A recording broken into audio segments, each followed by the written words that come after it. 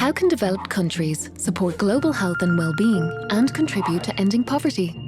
Here's one way: by supporting access to family planning for women and girls. Family planning refers to the information, supplies and services that enable individuals and couples to decide freely the number and spacing of their children, if any. This includes access to modern forms of contraception. Ensuring access to contraception means that women and girls can better plan their lives and realize their full potential. They are more likely to finish education, which reduces their risk of poverty. They experience better health outcomes with less risk of pregnancy-related death and disability. They are more likely to participate in paid employment, to have greater economic independence, and to be able to improve their own and their family's health and economic security. And investing in contraception makes financial sense. Every euro invested in family planning saves at least €4 that would otherwise be spent treating complications from unintended pregnancies. Access to family planning is both a human right in itself and essential to the realization of other human rights.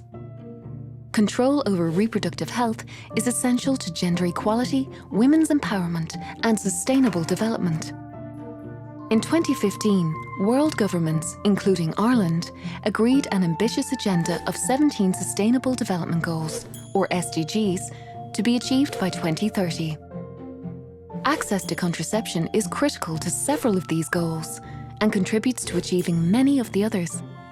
But at least 225 million women worldwide who wish to avoid pregnancy lack access to family planning information, supplies, and services. In most developing countries, the availability of contraception relies largely on funding from the aid programs of donor countries.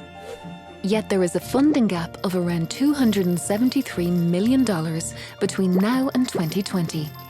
If this gap is not closed, the reproductive health needs and rights of millions of women in these countries will not be met.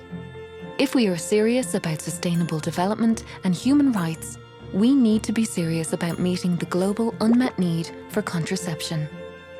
Because when women and girls have the means to control their fertility, they have more control over their future. They benefit, their families benefit, and their communities benefit.